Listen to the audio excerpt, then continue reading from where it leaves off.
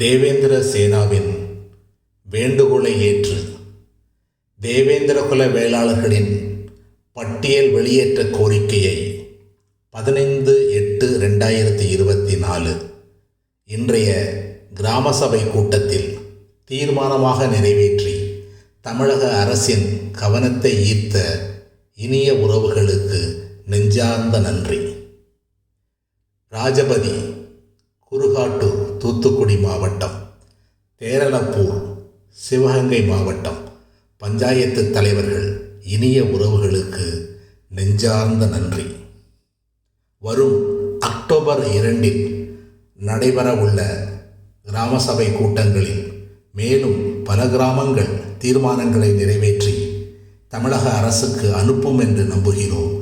இது அரசுக்கு எதிரான செயல் அல்ல, அரசை வேண்டி கேட்டுக்கொள்ளும் கோரிக்கை தீர்மானம்தான் இது. பட்டியல் வெளியேற்றத்தை வென்றெடுப்போம்.